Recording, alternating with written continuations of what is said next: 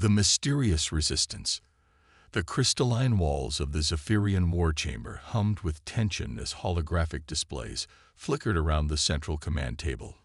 Commander Thex stood rigid, his silver exoskeleton catching the blue light from tactical screens that showed a planet called Earth spinning slowly in three-dimensional detail.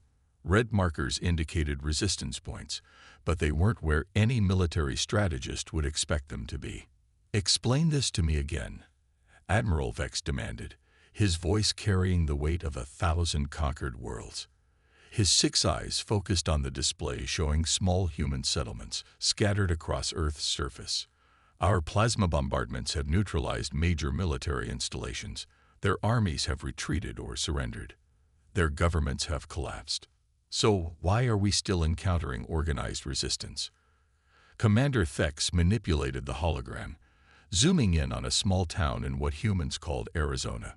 "The resistance isn't coming from their military, Admiral. It's coming from civilians, specifically their adult females." A ripple of confusion passed through the assembled war council. General Krax, whose species had conquered 17 star systems, leaned forward. "Civilians? Are they using the females as shields? Some primitive honor system?" "No, sir." Thex's voice carried an odd uncertainty. "The females appear to be leading the resistance. They've organized supply chains, established communication networks, and created defensive positions, all while maintaining what they call normal daily routines." Admiral Vex's mandibles clicked in disbelief. "Show me." The hologram shifted to display surveillance footage from the Arizona settlement. A human female with dark hair pulled back in what their databases identified as a ponytail stood in the center of what appeared to be a damaged school building. Children sat in neat rows while she continued teaching, even as Zephyrian scout ships flew overhead. Smoke rose from nearby buildings, but the female never paused in her lesson about mathematics. "This is Maria Santos," Thex reported. "Age 42, occupation, elementary education specialist. Single parent to 1 offspring. Since our invasion began 72 hours ago, she has organized 17 families into a cohesive defensive unit, established a communication relay with 12 other settlements, and maintained educational services for 31 juveniles." "While under bombardment?" General Krax asked. "While under bombardment," Thex confirmed. "When our psychological warfare division broadcast surrender demands, she responded by organizing what she called a bake sale to raise funds for medical supplies." The War Council fell silent. Dr. Kolax, the expedition's behavioral analyst, finally spoke. "Commander, have you considered that this might be some form of advanced psychological conditioning? Perhaps their military has programmed these females to act as unwitting soldiers." Thex shook his head. "We've conducted deep scans. No neural implants, no chemical modifications, no technological enhancements. According to our analysis, Maria Santos is biologically average for her species. She has what humans call high cholesterol and requires corrective lenses for optimal vision." Admiral Vex studied the footage more closely. "What is she doing now?" The display showed Maria Santos calmly serving what appeared to be hot liquid in small containers to a group of armored Zephyrian soldiers who had approached her building under a white flag. The soldiers looked confused, their weapons lowered but ready. "She's offering them tea," Thex said quietly. "She told our negotiation team that they looked tired and probably hadn't eaten properly." "Did they accept?" "Yes, sir. Squad leader Zoran reports that the liquid was pleasant, warm. It had a calming effect. She also provided small edible items she called cookies. When they attempted to discuss surrender terms, she interrupted to ask about their home planets and whether they had families." General Krax's exoskeleton shifted color to a deeper blue, indicating confusion. "This is some form of interrogation technique." "We don't believe so. Our psychological evaluations suggest genuine concern for their welfare." When Zoran mentioned missing his offspring, she showed him pictures of her own child and offered to send care packages to Zephyrian families. The absurdity of the situation wasn't lost on the command staff. Admiral Vex had personally overseen the subjugation of warrior races, hive-minded collectives, and technologically advanced civilizations. Never had he encountered a species that responded to invasion with hospitality. "Are they all like this?" he asked. Vex manipulated the display again, showing dozens of similar scenes across Earth's surface. Linda Chen, age 57, former medical practitioner, has converted her residential structure into a field hospital treating both human and Zephyrian wounded. Rebecca Morrison, age 34, agricultural specialist, is coordinating food distribution across 6 settlements while maintaining crop production schedules. Sarah Williams, age 49, has organized recreational activities for juveniles displaced by combat operations. They're treating warlike. Dr. Kolax paused, searching for the right comparison. Like a natural disaster, Vex finished. Our behavioral models assumed they would respond with fear, anger, or desperation. Instead, they respond with organization, adaptation, and what they call making the best of a bad situation. Admiral Vex studied the data streams flowing across his personal display. Casualty reports, resource allocation, morale assessments, all pointing to an uncomfortable truth. What are our losses? Minimal combat casualties, Vex reported. However, we're experiencing unprecedented morale issues. Soldiers are requesting reassignment. Some have asked about extended leave to visit the nice human female who makes soup. 3 squads have gone AWOL after being invited to what humans call potluck dinners. The implications were staggering. The Zephyrian Empire's military doctrine relied on fear, overwhelming force, and the psychological collapse of enemy populations. But these human females weren't collapsing.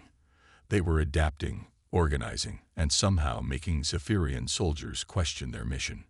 Dr. Kolax pulled up additional analysis.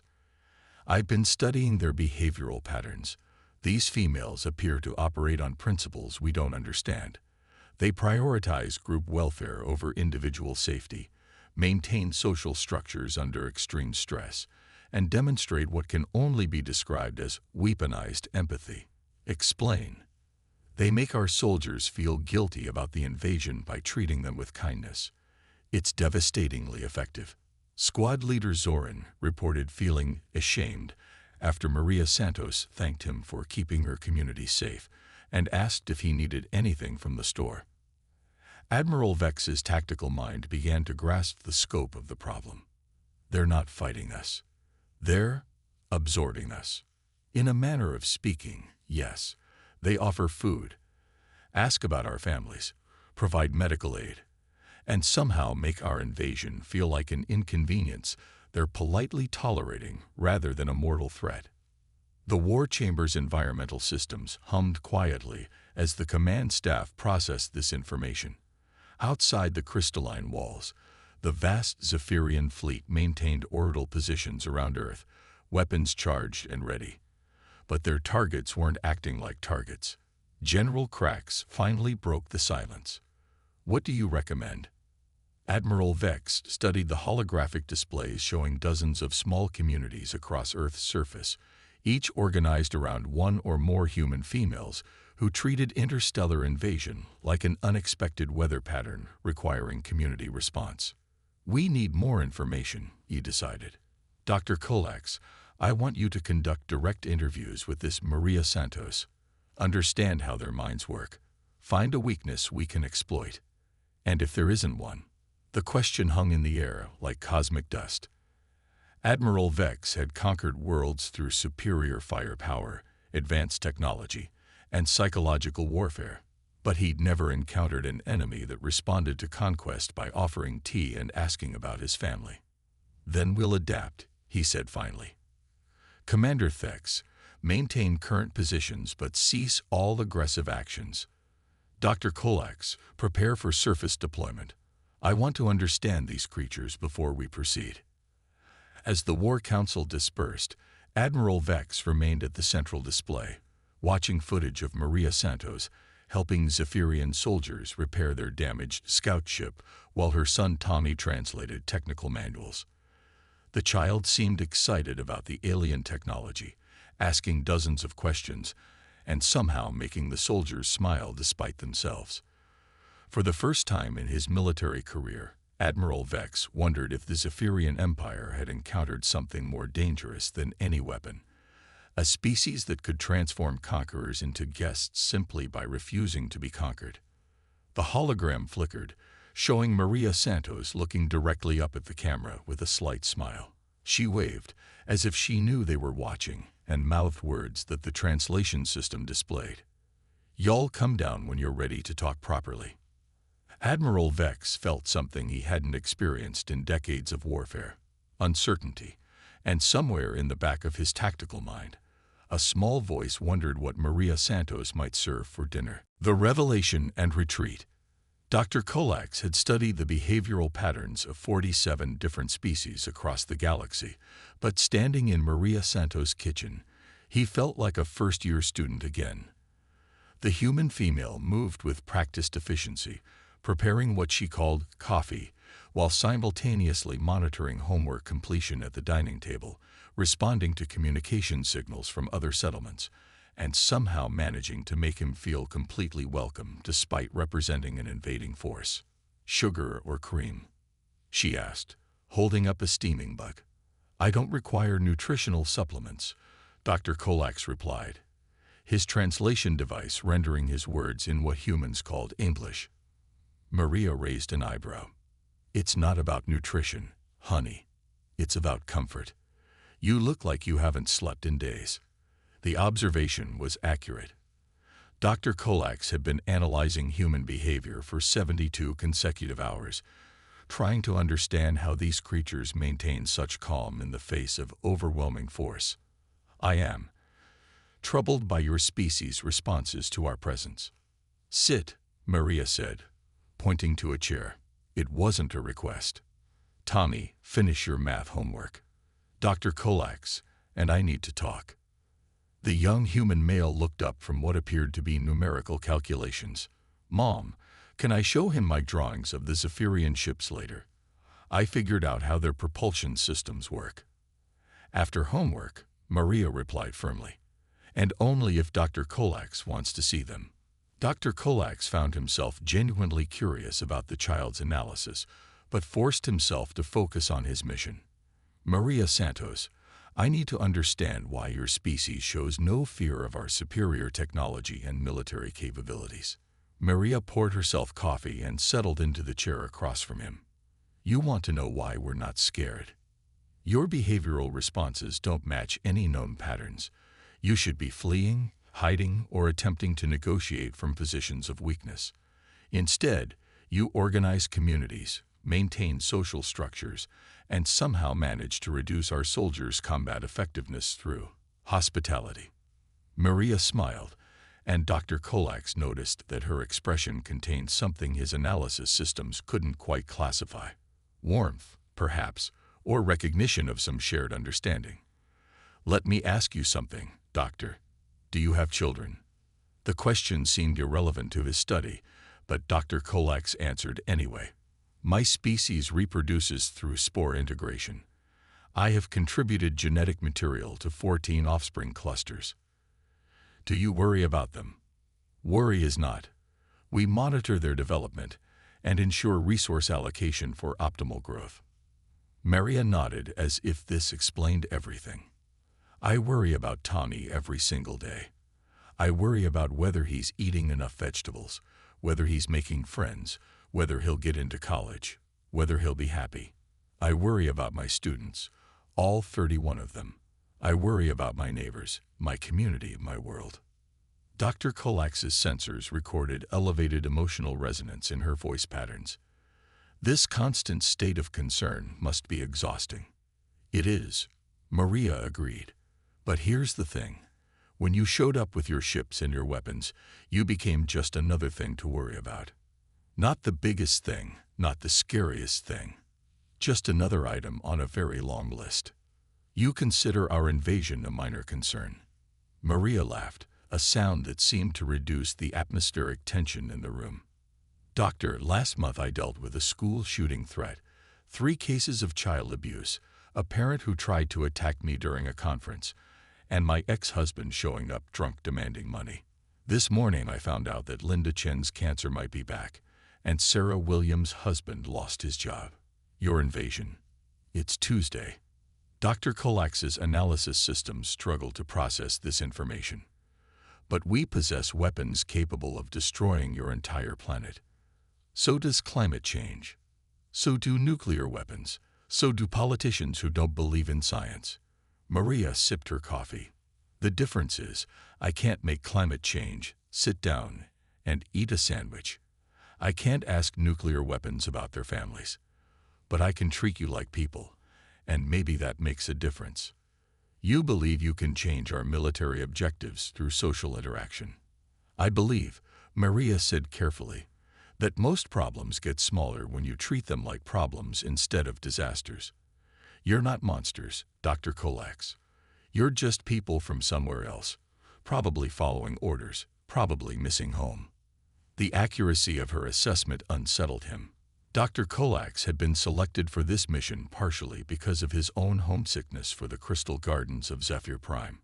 "How did you know?" "Same way I know when Tommy's pretending to be fine after a bad day at school, or when Linda's putting on a brave face about her test results. You learn to read people when you care about them." Before Dr. Kolax could respond, his communication device chimed with an urgent message from Commander Thex. "Dr. Kolax, we have a situation. The humans have. They've organized something called a bake sale, and they're using our supply drops as prizes. Our soldiers are buying human confections with military rations." Maria's eyes twinkled with amusement. Rebecca Morrison's idea. She figured if you were going to drop supplies anyway, might as well make it a community event. "How much have they raised?" Dr. Kolax consulted his device. "Approximately 3,000 units of local currency for what they call school supplies and community improvements." "That's wonderful. We can finally fix the playground equipment." The absurdity of discussing playground repairs while his species maintained orbital bombardment positions struck Dr. Kolax as either insane or profound.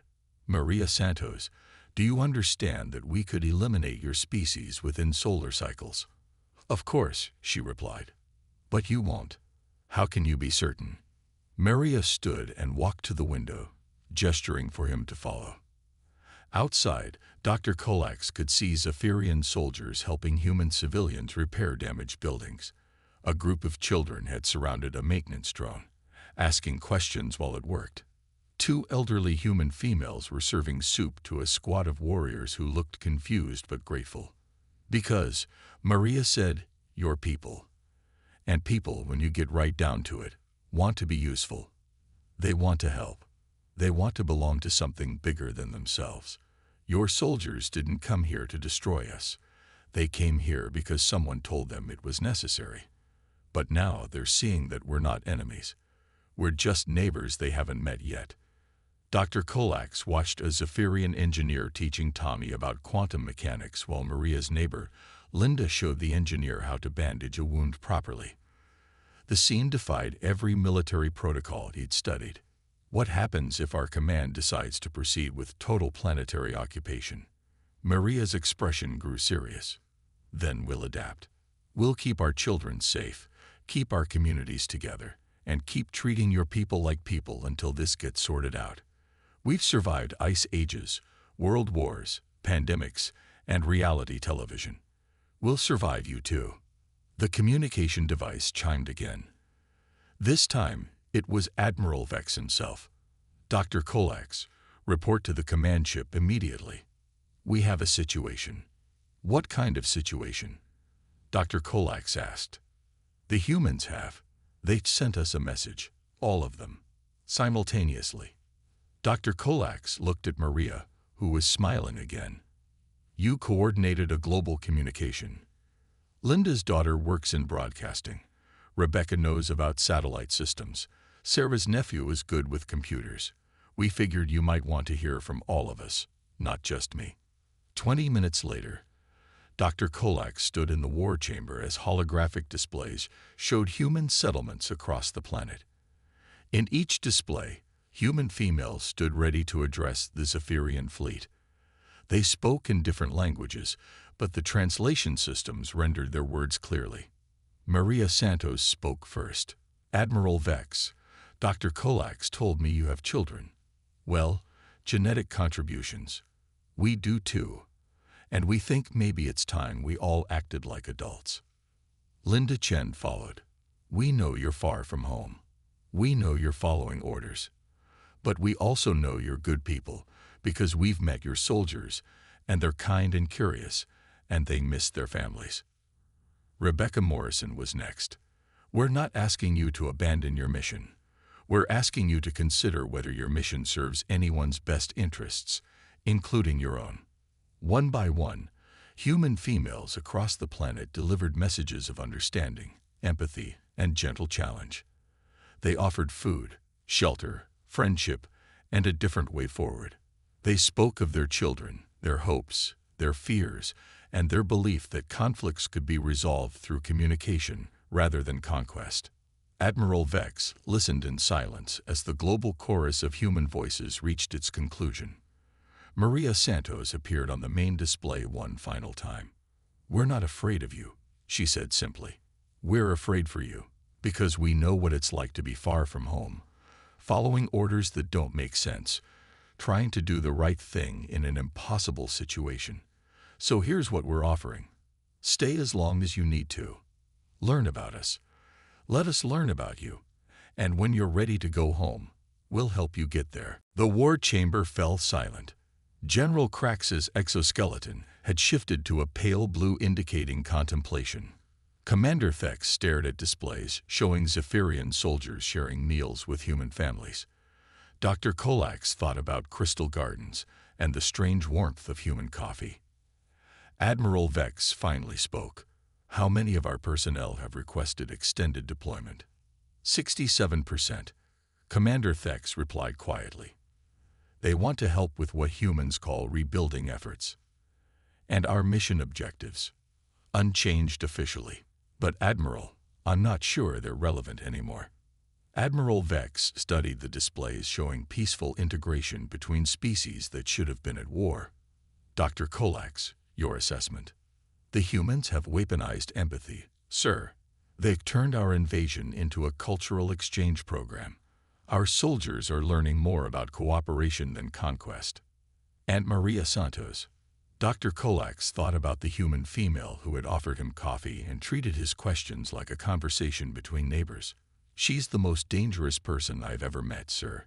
She makes you want to be better than you are." Admiral Vex made a decision that would change the course of both civilizations. "Signal the fleet. We're establishing permanent diplomatic relations with Earth. Anyone who wants to return to Zephyr Prime may do so. Anyone who wants to stay and continue cultural exchange is approved for extended deployment." "Sir," General Krax asked, "what do we tell High Command?" Admiral Vex smiled, an expression he'd learned from watching human interactions. "We tell them we found something more valuable than another conquered world. We found friends." On the surface of Earth, Maria Santos looked up at the sky and waved at ships that were no longer threats but guests. She had work to do, communities to organize, relationships to build, and a universe full of new neighbors to welcome home.